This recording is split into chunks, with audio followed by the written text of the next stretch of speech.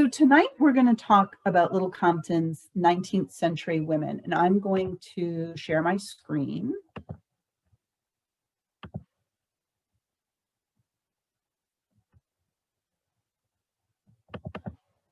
There we go.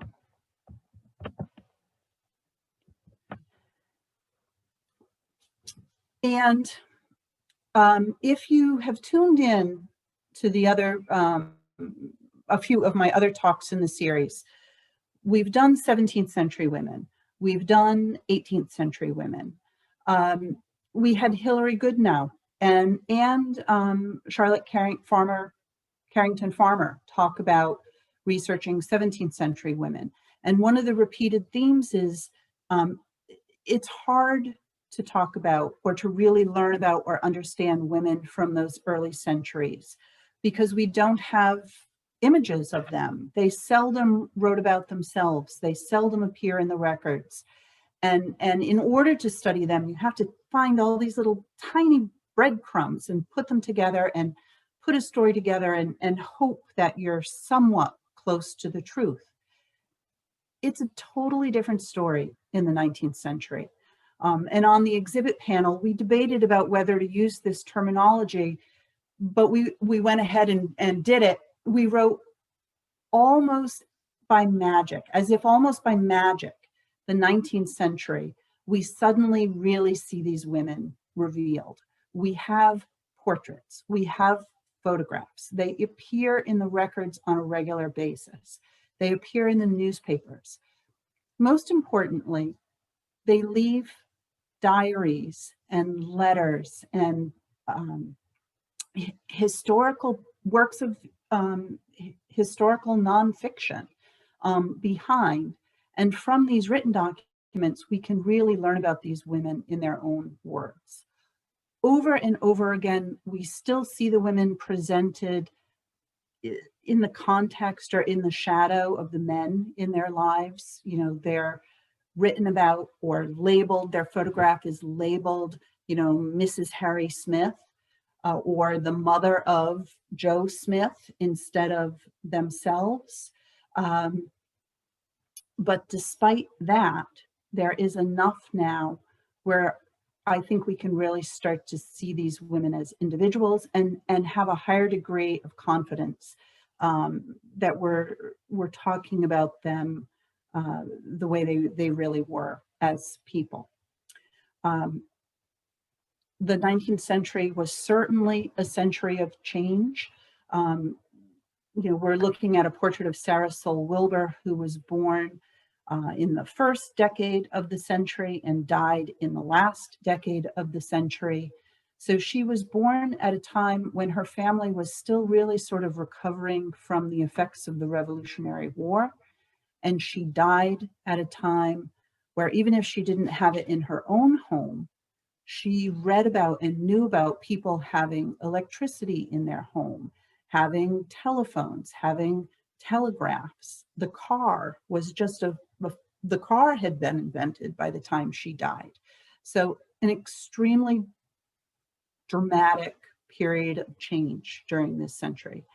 And I think the biggest change for women is that there was an expectation for women now that they weren't just going to take care of what was going on at home. They weren't just going to take care of their husbands. They weren't just going to take care of their children. They weren't just going to help with the family business, which took place within the household or within the farm. They were expected to go out into the world and somehow make the world a better place.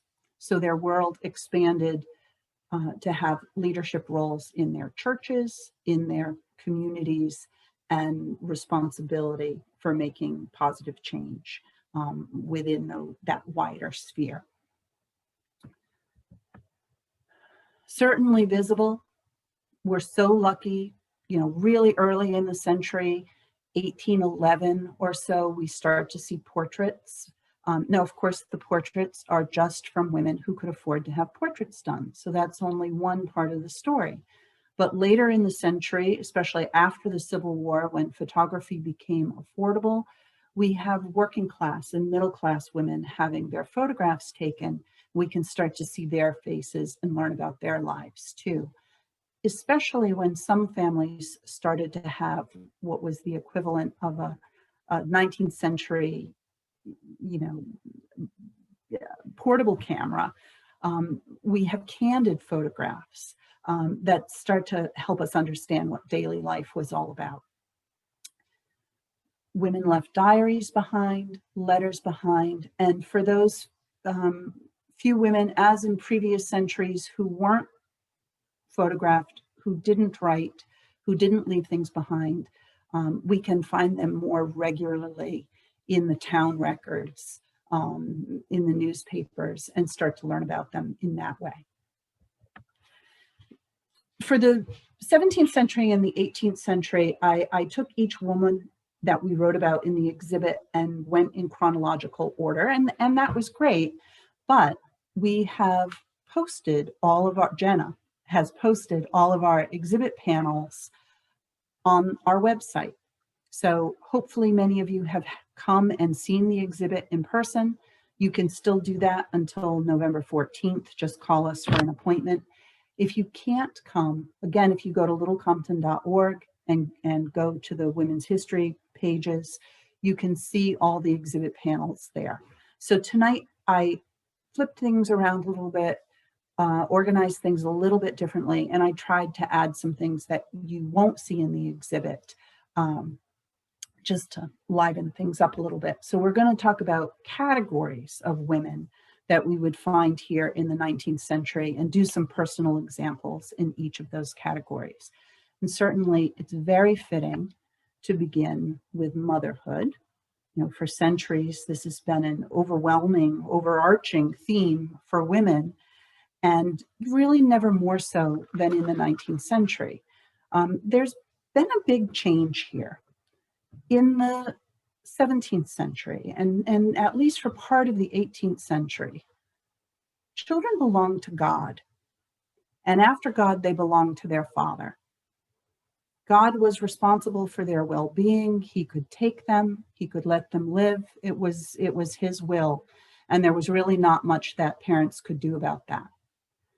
Fathers were responsible for the moral upbringing of their children. If a child was naughty, you know, the father's not doing his job. In the 19th century, that changes. Children are now the mother's responsibility. It's up to the mother to keep them healthy and well. It's up to the mother to mold their personality. It's a huge responsibility, as all of us with children know how hard it is to raise children and how responsible we have to be for them. But now society really viewed children as the mother's responsibility. Good mothers had children who lived and thrived and survived and were well behaved. And, you know, if that wasn't happening for your children, that was a poor reflection on you. Sacred vocation to be a mother. In past centuries, I'm going to say this, it's not 100% true, but just to kind of get a point across, being a mother was sort of a side job in the past centuries. Your real job was survival for your family. You had to make sure there was enough food to eat. You had to make sure everybody was warm. You were producing food and clothing and helping with the family business. And the kids were sort of left to their own devices. In the 1600s, in the 1700s, it was perfectly fine to have a 4-year-old be in charge of a 2-year-old. And the mom would do her work and sort of just let the kids be. Or you would swaddle your infant and leave the baby in a crib for extremely long periods of time, and that was perfectly acceptable. In the 19th century, motherhood became a full-time occupation. If you could afford it, raising your children was your main job, and you would spend as much of your day as possible funneling your energy into caring for your children. So very different approach, with the focus on motherhood and children and not so much on making ends meet and meeting the family's survival needs. And in the 19th century, even with all that responsibility on the mom to keep everybody alive and healthy, medicine is terrible. You know, there are no antibiotics. Surgery is difficult to come by. Something as simple as strep throat would turn into scarlet fever, and your children would die from that. So your role as a mother is just completely entangled with fear and the possible loss of your children. We're looking at a photograph of Ruth Burgess Burley, and despite what the label says, it's her son, not her daughter Lily. And this was taken when Sydney was approaching a year, so it's about 1854. She lost Lily when Lily was only 7 months old. And so this baby certainly does not look like a 7-month-old baby. So I think we're safe to say it's Sydney. Like Ruth Burgess Burley, who only had one surviving child, Aunt Kate Wilbour, Abby Catherine Gray Wilbour, also in the end only had one surviving child. The families of local folks of English descent were getting smaller in the 19th century. No longer, certainly there were exceptions to the rule, but it was becoming less common to find 8 children, 10 children, 12 children, and more common to find couples with no children, couples with 1 or 2 or 3 children. Aunt Kate Wilbour happened to be the town midwife or the neighborhood midwife. And, you know, this story comes through David Patton, who was a 1950s newspaper editor for the Providence Journal, but he was Kate's true nephew, and he wrote that she said the English stock was dying out. They weren't having healthy children any longer. Kate just wasn't delivering large numbers of healthy babies to the English descendants in Little Compton any longer. The people who were having large families and healthy children were the immigrants, the new Portuguese residents of Little Compton who came in certainly the last half of the century and especially the last 2 decades of the century. And so these Portuguese women, especially from the Azores, they are becoming the mothers in Little Compton, and they are still having large families. Mary Rogers is especially interesting. As a very young woman, she and her family were attending a festival, a Portuguese festival, where someone, to begin the ceremony, shot a gun into the air, and the bullet came down and struck her husband and killed him. And she was left a widow with these 5 children and was able to raise them successfully in Little Compton on her own. In addition to mothers, women were also leaving Little Compton, emigrating from Little Compton. Another reason for sorrow for some of the mothers of Little Compton is that their children were leaving town and not coming back. And certainly one group of people who had left the community, not entirely, but excuse me, to a great extent, were women of color. If we go back 100 years to 1750, 10% of Little Compton's population were people of color. Now in 1850, 1% of the population are people of color. The town was becoming distinctly white. People of color were leaving to find opportunity in cities and neighboring communities that they just couldn't find in Little Compton. There was a newspaper story in 1827 about Sarah Howdy. If you happen to listen to our talk about the 17th century women, you may remember we talked about one of Sarah Howdy's ancestors, Betts Howdy, who was a Sakonnet woman who lived here in Little Compton, and she and her husband owned land here. So Sarah, her descendant, and I don't know whether it was I think it's far too long to be a daughter, but I don't know if it's a granddaughter or a great-granddaughter. She was the last person in Little Compton recognized by the community as a member of the Sakonnet tribe. And she died in 1827, and there was a newspaper story saying that she was the last of a Washoe's tribe. This was at a time when there were an awful lot of newspaper stories all over the country about the last of the tribe. You know, the Indians are gone, the Indians are dying, the last of the tribe, they're gone. And what we know now is that that wasn't true. Certainly Sarah passed away. Certainly she may have been the last person that the community really thought of as a Sakonnet, but what they're forgetting are that the Sakonnets had been leaving the community or intermarrying with people of other races for years, and that their descendants were still all around them, but just not as easily recognizable members of the tribe. So we know we had Sakonnets move to the reservation in Tiverton, very likely Martha's Vineyard, very likely Mashpee, and very likely the cities like New Bedford and Providence and Newport, where there were economic opportunities. Moselle Gray is the little girl we see pictured here. She was enslaved in the South and inherited as property by a man in Little Compton around 1860. He freed her, Willard Gray, he freed her, he brought her to Little Compton, and he raised her in his family as a ward. She went to school through 8th grade. She became a domestic worker, which was not uncommon for girls of all races in Little Compton.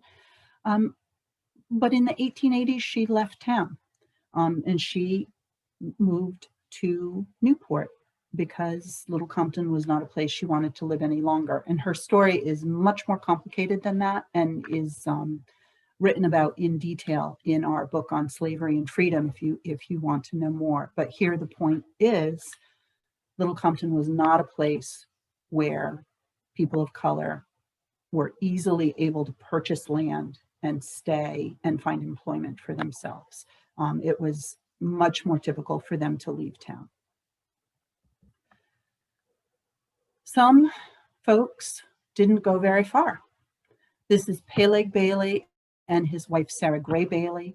They had a big farm at the north end of Warren's Point.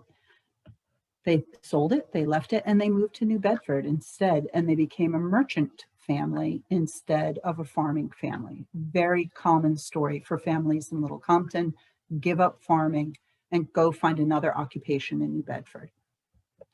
Some of the folks who left went west, but at this time, west meant, for the most part, New York State. So Lydia Gray Wilbour and her husband and her 2 young children moved to Paris, New York. And the really fascinating thing for me is that if you look at the census for Paris, New York, they did not go there by themselves. There are about 12 or 14 people from Little Compton all living in Paris, New York in the early censuses. So it was a group decision to go and form their own little transported Little Compton community there. Going south was more common than we might think. And what I have learned and what I find fascinating is that before the Civil War, the South actually loved Northerners. They respected the education that you could get in the North, and they actively recruited people from the North to come down and be teachers and other professionals for them. Abigail Richmond married Isaac Bailey Richmond, and in 1823, as a 20-year-old bride, she and Isaac moved to Georgia, where he was an architect and in charge of some major construction projects down there. They lived there for several years, and what I find interesting is that they came back to Little Compton for visits in the summer. And I think this is the very beginning of Little Compton as a summer community, where we see folks with roots in the community who no longer live here, but come back to grandma's house in the summertime for a long extended visit. Ultimately, they did move back to Little Compton permanently in 1837. There were always concerns about health and fevers in the South, especially among Northerners. And that was a pretty common theme to hear about you know, going back to the colder climate to get away from the fevers. Whenever possible, I'm going to be showing you multiple images of the women tonight, just because I think it's so easy to see how people age and change over time. So the photograph that you see was taken on the occasion of Abigail and Isaac's 50th wedding anniversary. 50th wedding anniversaries become a big deal in the 19th century. You read about them in the newspapers. They were celebrated with very large, extravagant parties, equal to a wedding. And people really celebrated marriages that were able to last that long. And we also have some temporary departures. You know, no intention of living away permanently, but leaving town became easier and more common for women who were seeking an education or really just looking for adventure. So this is a portrait of Ruth Leary. Her husband, Timothy, was a sea captain. He did multiple voyages. He had this portrait of Ruth painted from a photograph during one of his trips to China. And so they were able to afford, even though they were not of the upper class, they were able to afford a portrait because the Chinese artist painted it for them at a reasonable rate. When Timothy was ready to retire, he knew he had one more major voyage ahead of him, and that was in 1858 to 1861.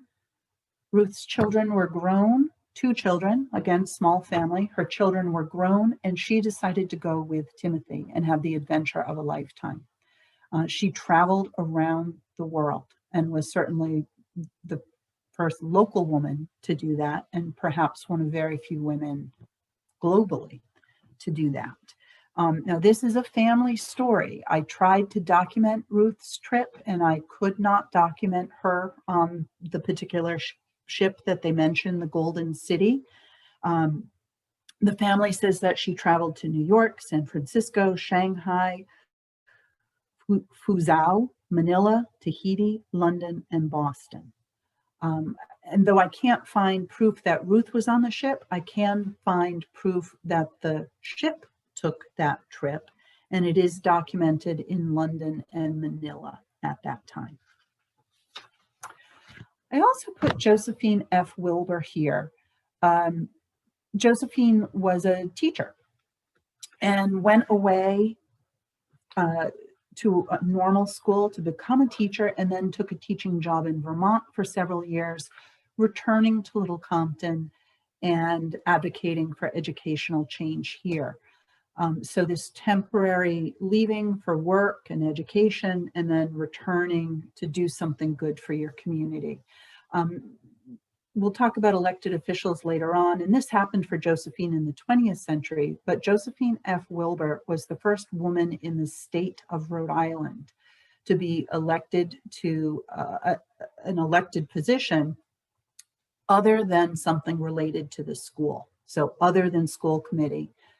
She was voted the town treasurer in 1921, and she was the first in the state to do so.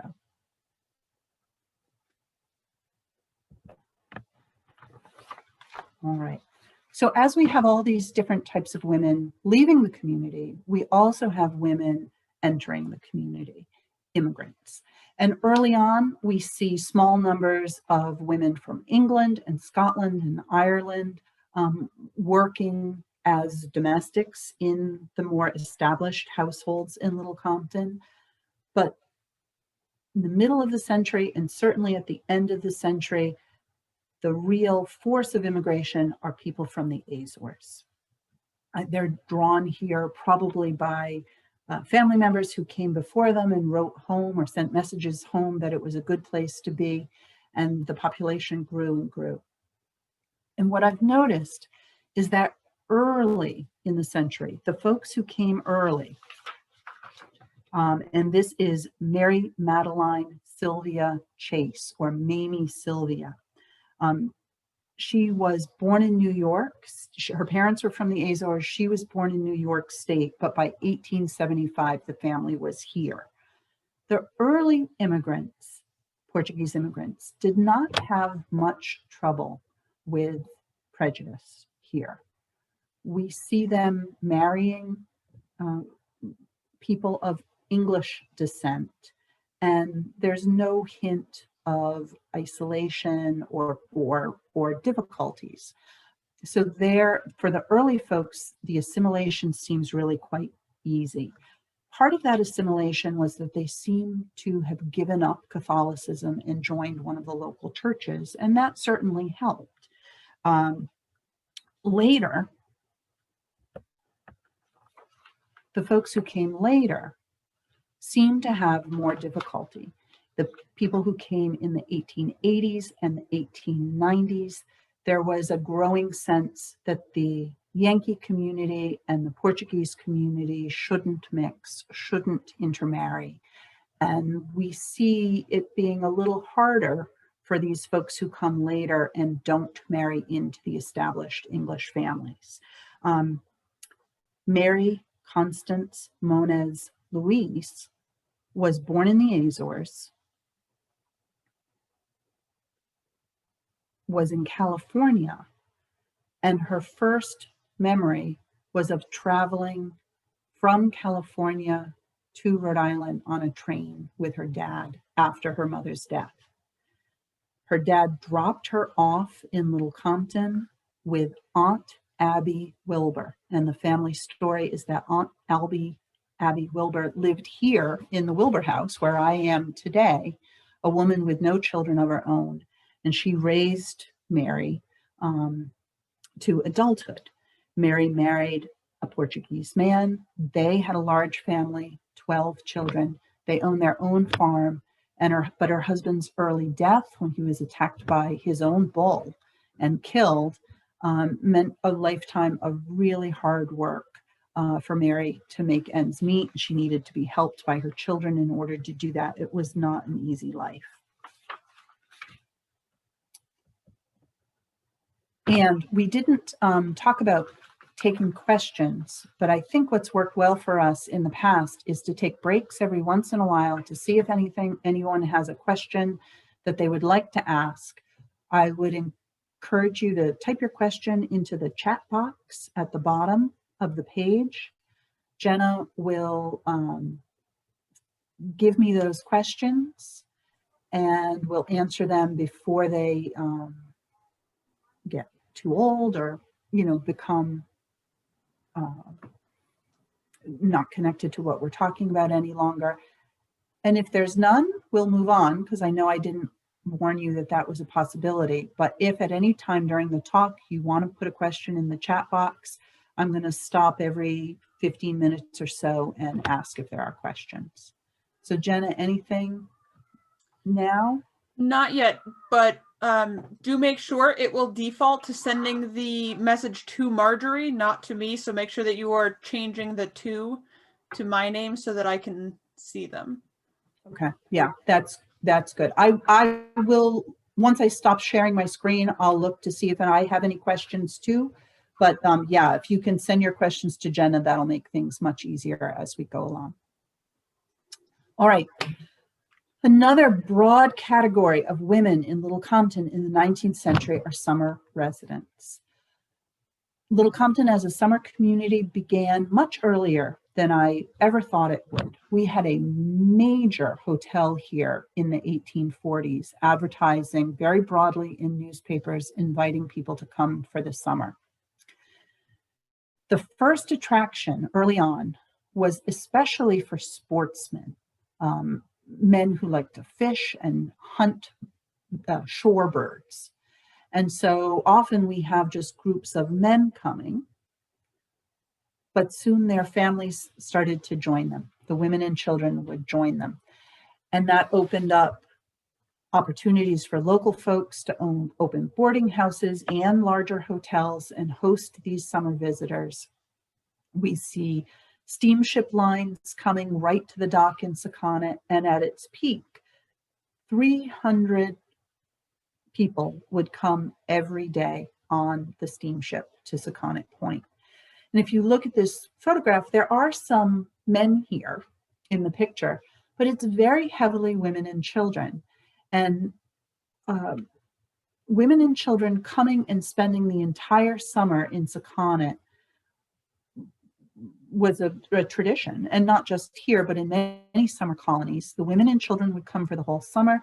The dads would join on the weekends or for 2 weeks vacation in the summer. So it was a very female thing to occupy a home at Sakonnet Point.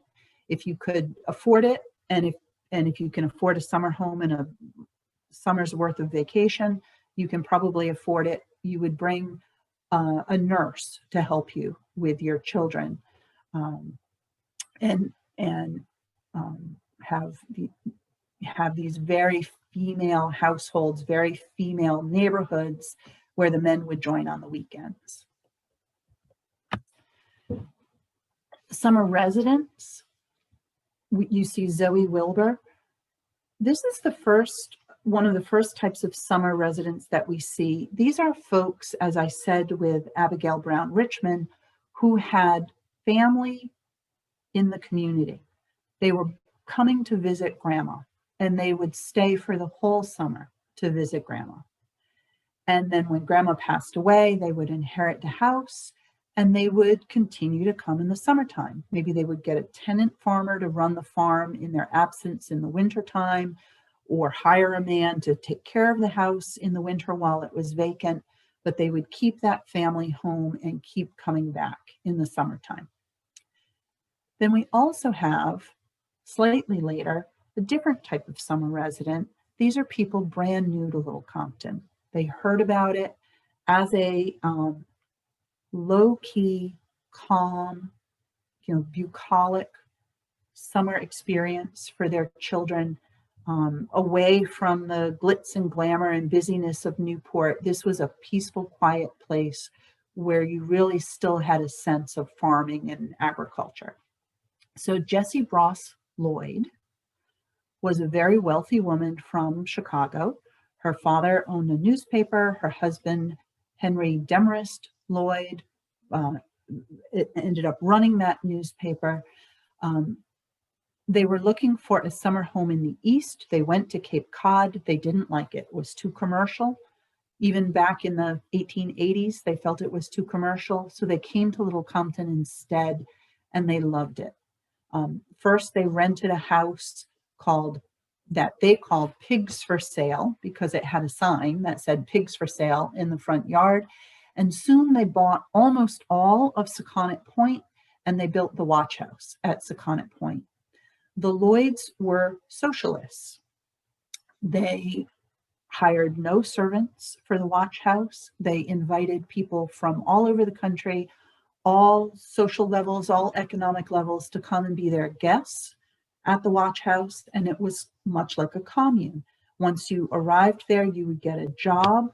You would wash the sheets, you would make the beds, you would pick the corn in the garden, and together they would all keep, the Lloyds and their guests would keep that household running. Jessie Bross Lloyd in Chicago worked with Jane Addams at the settlement house, taking care of women in need, helping get them on their feet. And Jane Addams wrote that she could rely on Jessie Bross Lloyd to help her with her most difficult cases. Jessie would take them into her home and help those women turn their lives around and make a better life for themselves and their children.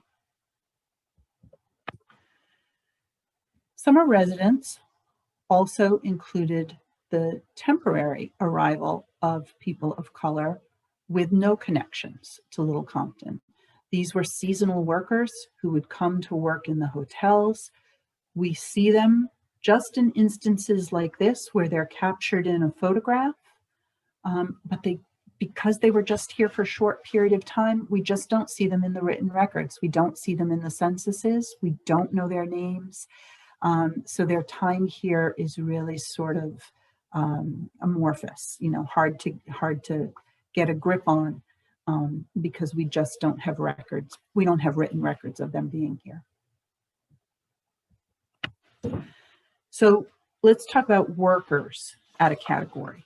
And certainly in an agricultural community, farming was a major occupation. We often don't think of women as farmers, but in the censuses in the 1800s, a very small number of women were listed with the occupation of farmer. Lucy Collins was one. Lucy Collins inherited a 40-acre farm on Meeting House Lane from her parents. Her sister Amy had decided to leave Little Compton and go with her husband to New Bedford.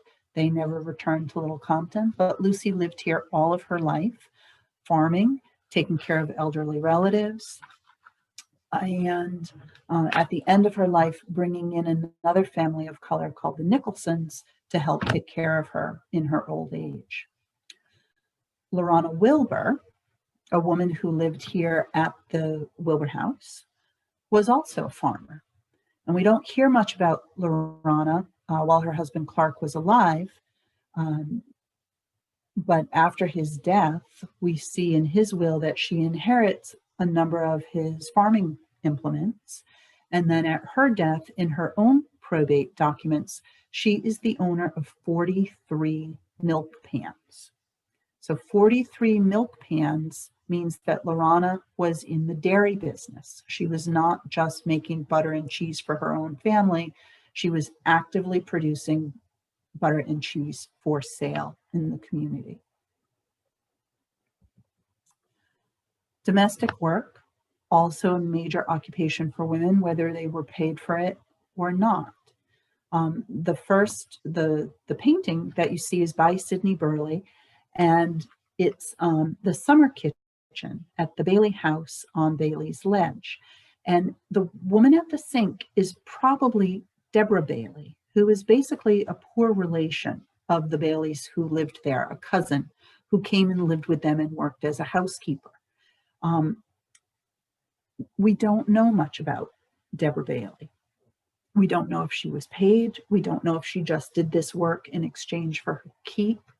But the domestic work of women is something that is not often written about or well documented, and one of those areas where we still have to make some assumptions. Frances Gifford left a diary where she talks constantly about the domestic work she did within her household. She was a teenage girl living with her widowed mother, and her mother was not well. So she had tremendous responsibilities in the household, and she writes day after day after day, really of the drudgery that she experienced trying to take care of the household, trying to earn a little bit extra money, sewing clothes for other people, picking berries, anything that you could think of that would bring a little more income into the household. Frances's great aspiration was to get married. She didn't think much beyond the horizons of Little Compton or much beyond the opportunity of becoming a wife and mother. And as soon as she did marry, I can't say for sure that she stopped keeping a diary, but those diaries don't survive. So we stop understanding what her life was like. We know all about her as a young woman, unmarried woman. We know really nothing about her as a young married woman. School teachers, very common in Little Compton. And like the seasonal workers, also a group of people that sometimes it's hard to get a grip on. Miss E.W. Poole, as you can see from this label, taught school here for many years. I can't find her in any of the written records. She doesn't show up in the censuses. This photograph is really the only evidence that we have that she was here. Guest house operators with the summer community, people operated hotels and guest houses. Bessie Gray was from an upper class family, a wealthy farming family. She lived a very privileged life. She was sent to private school in New Bedford after she finished the one-room schoolhouses here. Bessie had suitors. She chose never to get married, never had any children, invited people to her home for the summer for pay and would stay there. And, you know, when I was first learning about Bessie, I assumed that she did that because money was tight. But Juanita Goulart has done an awful lot of research about Bessie. Her estate was really quite large and comfortable. She didn't really need to have these visitors there. It was, again, another choice that she made. And her life was all about her friendships and visiting her friends, rather than taking care of a husband and her children.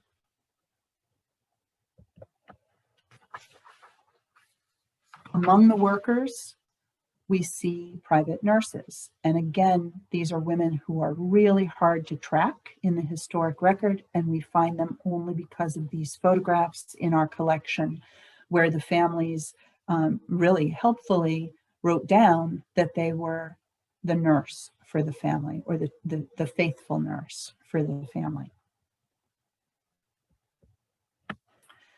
We have businesswomen in Little Compton, and this is really a pleasant surprise to me to see women in business. Mary Wilbour Castino, I think you can see her store right here. This is in Pottersville. We have no photographs of her. Mary was a Wilbour. She grew up in this house on Amesbury Lane. When she was 16 years old, she eloped to Fall River, lied about her age, and married a Portuguese man named Noah Castino. Again, and this was in 1856. So one of these early marriages where we have people of English descent marrying people of Azorean descent, and it's fine. It's less of a problem than it will be in 20, 30 years or so. No children. Noah had health issues and really couldn't work and couldn't farm, even though they purchased this farm and owned this farm for a while. In 1881, Mary purchases a store and all of its contents in her own name, even though her husband is alive. And that is really remarkable. Far more common for a man to purchase something, even if his wife was going to run it, the man would purchase it and the wife would just sort of run it behind the scenes. But here, Mary has made the decision to purchase the store in her own name, even though her husband is still living. And she ran that store until 1899, continuing to purchase land in her own name. Before, during, and after her husband's death. The other businesswoman, and Steve Lubar did the research on this, and I'm so glad he did, because this is really a forgotten piece of our history. We're going to talk about Rebecca Tripp. And many of us know about the Rhode Island Red. Some of us probably know that William Tripp, the man in this photograph, is the one credited with breeding the Rhode Island Red. We might know that Isaac C. Wilbour named the Rhode Island Red, but I bet that nobody knows that Rebecca Tripp is the one that is 100% responsible for taking the Rhode Island Red from a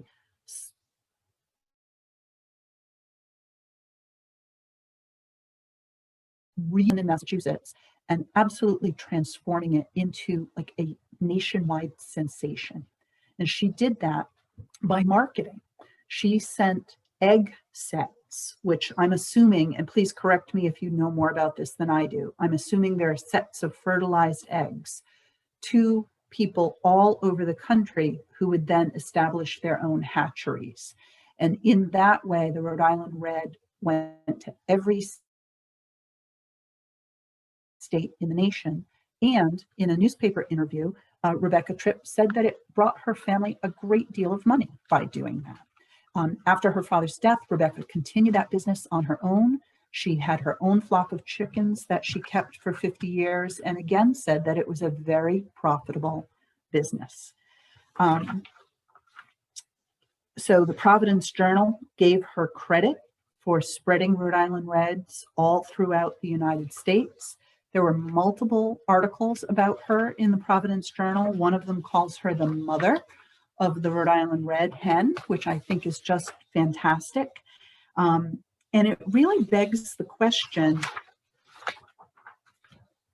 why do we remember the men's contributions and not Rebecca's contributions? And it really comes down to what previous historians have chosen to share. And since these stories appeared in the newspaper in 1904 and 1914, local historians have chosen not to share Rebecca's part of the story and to focus on the men's portion of the story instead. And I think that's too bad, because I think the idea of a woman marketing expert in 1875 Little Compton is really a pretty remarkable story.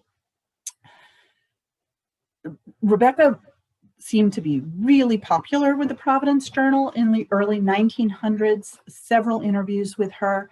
And we were talking about how lucky we are in the 19th century when women's own words can speak about them, for them. So the article was on chickens, but this is 1914, so suffrage is a big topic. So the reporter also asked her about suffrage. And I'm going to read two short paragraphs about what Rebecca said. And I just think it's fascinating because it might be, there's a complexity there, that things aren't black and white, that, political issues can be very convoluted. So Rebecca said, "I am not a suffragist of the type now committing so many questionable things in England.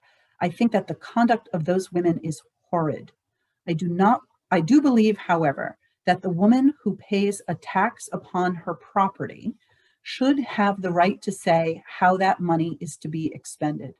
I am sure that the average tax-paying woman is fully as competent to vote intelligently on affairs of public concern as the rafts of immigrants who come here, acquire property and citizenship, and are welcomed at the ballot box. I do not know that I will ever have a desire to vote, but I would like that privilege if the time should ever come when by the expression of my ballot, I could help to make my town a better governed and therefore more comfortable one to live in." Right? So she pays taxes and she's angry that she's denied the right to vote, but she still really frowns on the militant actions of the suffragists in England. And she seems to resent the fact that male immigrants are able to vote when she's not. So very complex views concerning the issue of suffrage, and in her own words. And that's, without her own words, that's something that we, 100 years later, would never have been able to figure out on our own.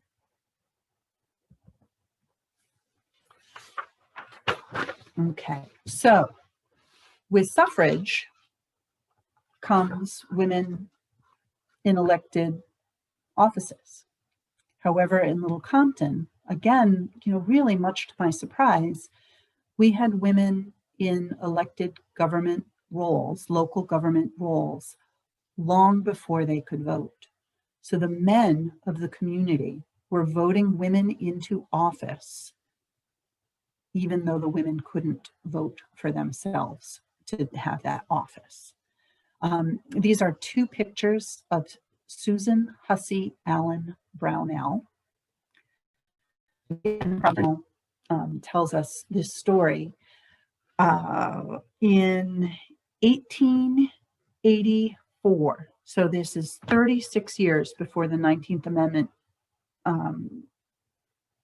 approved of the women's right to vote, Susan Brownell and a woman named Annie Brownell were elected to positions in the town of Little Compton. Susan Brownell was elected as the superintendent of schools, and Anne Brownell was elected to the school committee. And so we do see women here and in other parts of Rhode Island and the country being elected to school-related offices long before they had the right to vote for themselves. What I love about this is that Susan Brownell was paid exactly the same amount of money as the man who held the position before her, $40 a year, and that the Providence Journal described the election as somewhat spirited. And they wrote, Mrs. Brownell is well qualified to fill the position and will no doubt do herself credit. The other thing, and then Sarah Soul Wilbour, and we saw her early in the slideshow, and we'll talk about her later, wrote in her diary that day, the work of women's enfranchisement goes slowly but surely onward in honor of these two women being elected to these positions. Anna Brownell, unfortunately, we don't have a picture of her, but she appeared in a couple of newspaper stories, and there's one that I want to share with you. Juanita Goulart found this for us, and I just think it's fabulous. So this is 1883, so a year before Anna is elected to the school committee, and Anna had been a teacher in Little Compton. Her obituary says that she is the longest serving teacher in Little Compton's history, aside from her father, Jediah Shaw, who served more years than she did. But that makes me think that Anna continued to be a teacher after she had children, which is something we all are sort of programmed to think. Once women had children, they quit their jobs. She had a child. I don't see how she could be the longest serving teacher in Little Compton if she stopped teaching before she had that baby. So I think she must have taught as a mother, and I think that's pretty eye-opening. But here's the newspaper story. It's a Sunday afternoon, and Charles Howland's horse and buggy have turned themselves around, and the horse is running down the street with no carriage driver. So the horse is going down the street at a moderate trot. He was discovered by several men who tried to stop him, but the horse dodged them and set off at a full run. So Anne Brownell sees the horse about a half mile away. She is carrying her son, her little son, with her. She puts the baby in a ditch, and she grabs the horse by his bit and keeps him at a standstill until the owner arrives. And he rewards her liberally. And the paper writes, few women would have had the nerve to check a running horse at full speed. And I will add and remind you that men had tried just moments before and were unsuccessful in catching this same horse. And my favorite part about that story is having enough sense to put your baby in a ditch before you try and catch a horse. So why don't we just check and see if there are any questions before we move on? I have a few. Okay, great. Where did the summer residents live the rest of the year? Were they from New York or Philadelphia? Newport had a lot of Philadelphia plus some South Carolina and New York. So how did we compare? I'm not aware of anyone from Philadelphia. I'm not aware of anyone from South Carolina. We get a lot of New York. We get we get a lot of Providence, Boston area, even people from New Bedford who had, these are the folks with family farms here, work in New Bedford and then come back to Little Compton for the summertime. The Midwest folks started with the Lloyds, and I think the Lloyds brought some other folks from the Midwest with them. But long answer short, New York, Providence, and Boston would be the big three for Little Compton. Okay, and the early hotel that you discussed, where was that? That was built by the Coe family, and it was it's where Shea Lynch it's where Shea Lynch's house is today, which is the top of Warrens Point Road, right when West Main Road turns into Saconnet Point Road. So it would be where West Main Road ends Secaucet Point Road and Warrens Point Road begins. Now, if you know the house, Shea Lynch's house is a big, beautiful house. The hotel was probably 4 times as big as that house. It was amazingly huge. They advertised it aggressively in newspapers. It lasted for quite a few years and then eventually folded before the Civil War. Okay, that's all we have for now. Okay, great. So let's move on to activists. We're starting with Charlotte Beebe Wilbour. And again, Steve Lubar did this research. Steve found 2 really interesting women to talk about. So again, this is a fascinating, accomplished woman. And we see how she's noted or remembered in the scrapbook that we have in our collection as a wife and a mother, not as the public speaker, author, organizer, suffragist, New York socialite that she was. Charlotte Beebe was a public speaker at a time when it was not allowed, not okay for women to speak in public. This is one of the most fascinating things that I learned during this Women's History Project. She was a spiritualist. So she received messages from above, which was not uncommon at this time, and people took it really seriously. There were seances, really serious seances that people believed they were getting messages. Because Charlotte said that the spirits were talking to her and telling her what to write, she was allowed to speak those thoughts and ideas in public. Right? So I'm going to repeat that. If her ideas about women's rights and politics and religion and abolition of slavery, if they were her own thoughts, and she said, these are my own thoughts, she would not have been allowed to express them in public. But because the spirits were sending these thoughts to her, she was allowed to speak about them in public.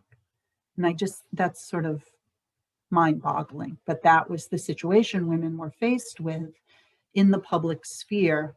The public was more willing to hear messages from the great beyond than they were from the minds and lips of women. Charlotte married Charles Edwin Wilbour, a young man who had grown up in Little Compton and was now living in New York City. Ultimately, he would become America's first Egyptologist. While they were living in New York, Charles worked for Boss Tweed, some shady things, and they moved in these high social circles. And Charlotte was denied entrance to a men's club where they were having intellectual discussions. And so she decided to form the Cirrhosis Club, which was the first club in the United States for women for intellectual pursuits, things that did not have to do with their husbands, their households, or their children, where they could just go and discuss the ideas and the information of the day. This was radical. The newspapers made fun of her, cartoonists made fun of her, and clubs, in their opinion, clubs like the Cirrhosis Club, and the idea that a woman would leave her children at home and go out and do something for herself in the evening was really going to be the downfall of the family. It was emasculating to their husbands, and just wrong on so many levels, according to the opinion of the day. But she persisted. Eventually, she and her family had to escape to Paris to avoid prosecution for the Boss Tweed jobs that Charles was doing. They met Egyptologist there. Charles became an Egyptologist. The family would spend a great deal of time in Egypt. Charlotte studied the lives of Egyptian women and wrote a book about the lives of Egyptian women at the time. When things calmed down, it was okay for them to come back to the United States, and they would come back to Little Compton in the summer to visit Charles's mother, Sarah Soul Wilbour. And Charlotte would host suffrage parties in Little Compton, and she would serve pink cakes and raspberry shrub. And some of you know that in the normal year, we have a really lovely exhibit preview party to kick off the summer. And I had my heart set on serving you all pink cakes and raspberry shrub and didn't get to do that this year. So we'll have to put that on the menu for another year. But Charlotte's activism and scholarship continued all through her year, and she raised daughters who would do the same type of work. Her daughter Evangeline, by the way, extremely accomplished writer and speaker. She would write speeches. So this is a generation later. She would write speeches and her husband would have to deliver them because she was not allowed to do that speaking herself in public. And there is a scholar in Florida who is writing about Evangeline Wilbour, and we're going to try and get him to come and speak to us virtually sometime this winter. So Charlotte's, Sarah Soul Wilbur's coming later. Those of you who watched Janet Lyle's talk a couple of weeks ago, she mentioned Ruth Burgess and a group of young women sort of at the corner of Swamp Road who were very involved in abolition and then later suffrage. Ruth Burgess was one of them. I love that we have pictures of her at the different phases of her life. As a teenager, Ruth protested the Congregational Church and the Reverend Goldsmith's inaction, unwillingness to take a stance against slavery, and she left the church. And she was excommunicated because she would not attend church. And you would think a teenage girl is just not going to have that much power in the community, but her action, and her sister did it as well, the action of those two girls really changed the heart and soul of the church. They removed the minister, they got a new minister, they developed a firm policy that said they were against slavery. And, you think about the bravery that it would take any teenager to take a public stance like that in their community, and then go back to 1850 and just think about how brave Ruth and her sister were in order to take action like that. Ruth married a penniless abolitionist, transcendentalist poet named George Burleigh. The father, they were the parents of Sidney Burleigh. And George seems to never have an occupation other than being a poet. They managed. They had a lovely little small cottage in Little Compton. They managed, but they dedicated, both of them, husband and wife, dedicated much of their life to ending slavery. So Sarah Soul Wilbour. Sarah is a favorite of mine. She was a local historian. We have pages and pages of documents that she wrote about the history of Little Compton. And if you're a student of local history in Little Compton, what you soon discover is that almost everyone who came after her simply copied her work and did not give her credit for what she wrote. She was an abolitionist. She was a suffragist, and in her old age, traveled to New York City for Susan B. Anthony's birthday party. She protested, like Rebecca Tripp, she protested having to pay taxes and not being able to vote in Little Compton. She called it taxation without representation. And she talked the town into letting her do community service projects instead of paying her taxes. So she lowered a hill on Colebrook Road at her own expense because she worried about how hard it was for the oxen to get up over that hill. And instead of paying the town taxes, she paid for that road project. In 1887, she wrote in her diary. Sarah kept diaries that really help us understand her thoughts. She and the midwife, Kate Wilbour, in 1887, went to the polls, which was a shocking thing for women to do because the polls were strictly a male area. And they spent all day at the polls passing out ballots. She was surprised that everyone was kind to her. No one gave them any trouble. And there was a referendum that year in 1887 in the state of Rhode Island to see about giving women the right to vote. Sarah says she talked to every man she could. And at the end of the day, Little Compton men voted 79 men for giving women the right to vote and 78 men against giving women the right to vote. Statewide, the referendum failed miserably, with 4 times as many men voting against it as voting for it. So in preparing for this talk, I went back through our pictures and I found this first picture of Sarah Soul Wilbour in one of our albums.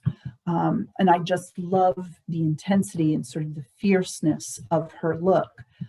She was such an accomplished woman. And yet, again, she's identified in the scrapbook as the wife of Charles Wilbour and the daughter of Governor Isaac Wilbour, just not as her own person, but as a daughter and a wife. I think the portrait was probably painted from this photograph. The collar looks really similar. The bonnet looks really similar. But the portrait artist really just sort of stripped her of that fierceness and that intensity. And so I love being able to see the portrait and being able to see a little bit more of who she really was. And then this portrait on the far side of the screen is when she was a much older woman shortly before her death. And for those of you who care about things like this, she's sitting in a little Compton chair. Finally, we're going to talk a few minutes about the women in Little Compton who were not so well documented, didn't have photographs taken, didn't have portraits painted, didn't keep diaries or have newspaper stories written about them. Often they're women of color. Often they're women who lived in poverty. Kate Hillard is a 19th century woman. She lived into the 19th century. Kate was the last person to be enslaved in Little Compton. She was freed in 1816 when her owner, David Hillard, died and freed Kate in his will.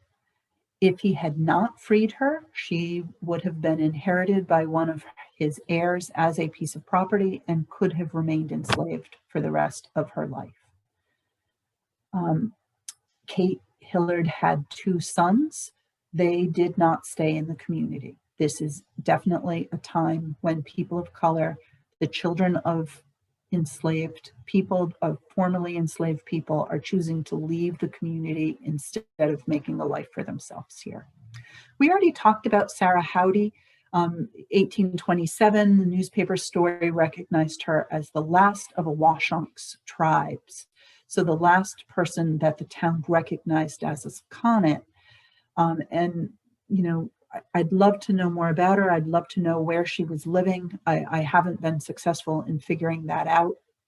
But the real takeaway story here is that the last of the tribe is a 19th century convention that helped white people feel better about occupying communities that had been the home of Native peoples. And if we look deeper, we know that descendants of the Sakonnets were still surviving and had just made the choice to leave town. It wasn't like they had disappeared. It was that they were living in other places or had married into African-American families or white families, and now were not recognized as Sakonnet people.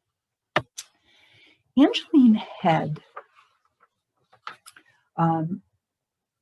was taken to Little Compton's town farm or town asylum or the poorhouse on Grange Avenue in 1831, very shortly after it opened.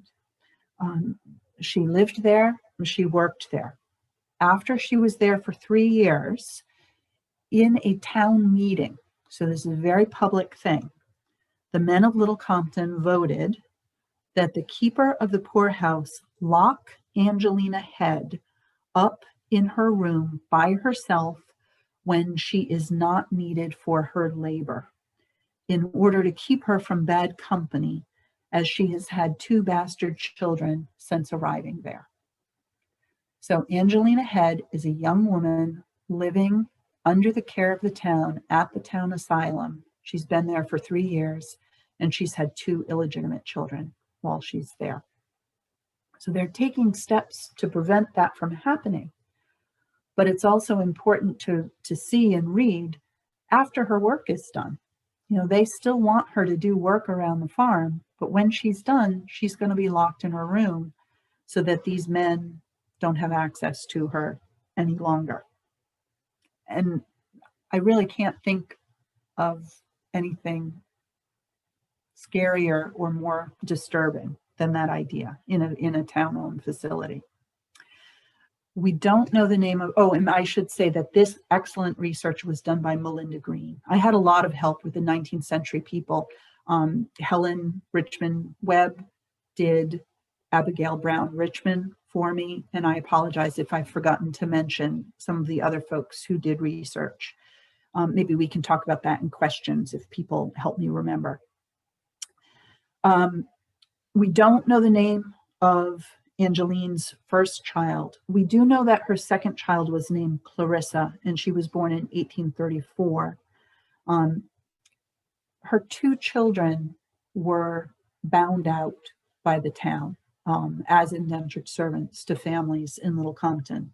They stayed at the town asylum with their mom for a few years, and then when they were about 7 years old, they were sent out to other families in the community where they were expected to work for their keep.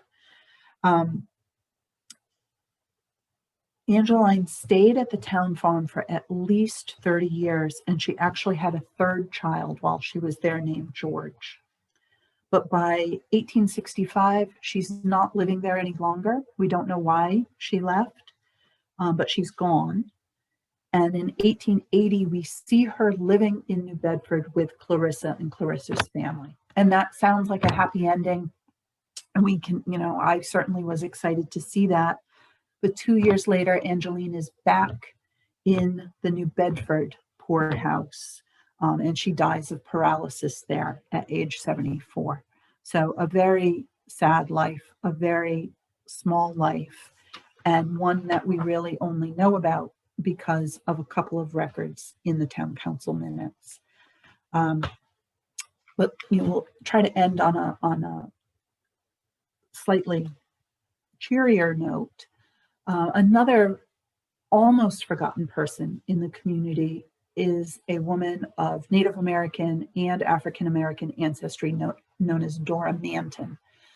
Dora and her husband Henry Manton purchased a house on Mullen Hill Road in 1892, and they had a large family. I'm having trouble remembering exactly how many children, but I'm going to say about 9 or 10 children.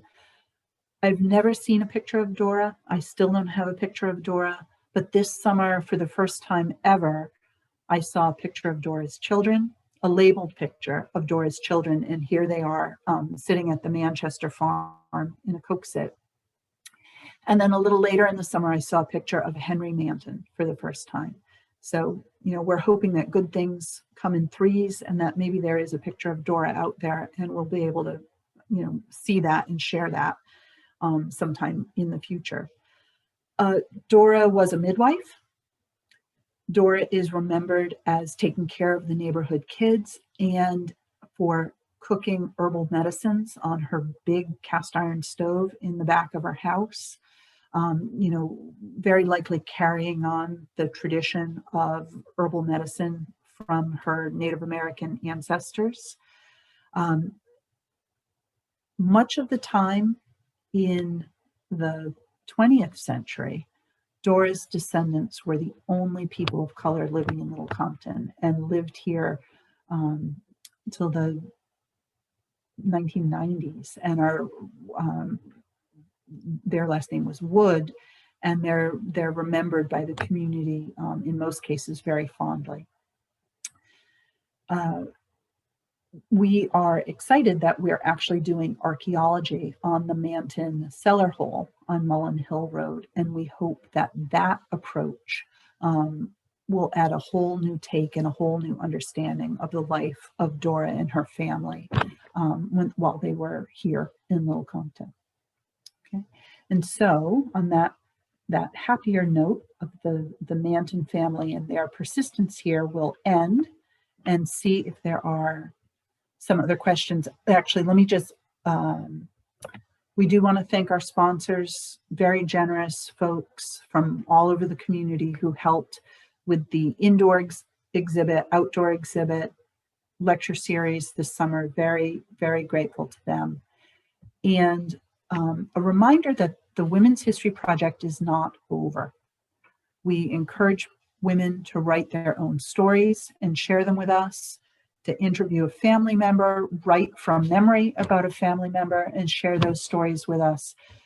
It's not over now. It's not going to end anytime soon. We can accept those stories and those photographs at any point and add them to the website. There are over 300 stories, women's stories, on the website right now, and that website will stay active and hopefully continue to grow.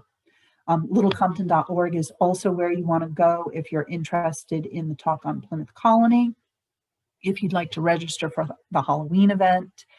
We're also very hopeful that we will be broadcasting our Thanksgiving prayer service from the Friends Meeting House on Thanksgiving morning, and you'd be able to access that through littlecompton.org as well.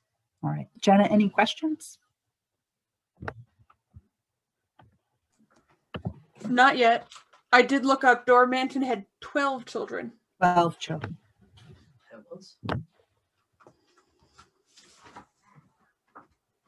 Right. Well, we certainly welcome questions, but if there are none, then we wish you a lovely evening, and we'll look forward to seeing you at the next talk in November. Oh, let me see if there's any. So there is one question that came to me, but it looked like only half of it came through.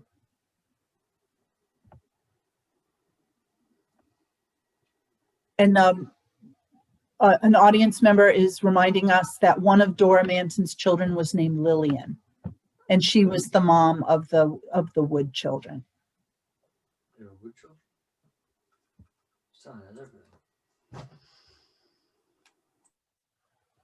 All right, so Pam Church, if you're still with us, I see half of your question, but only half and not enough to really answer it.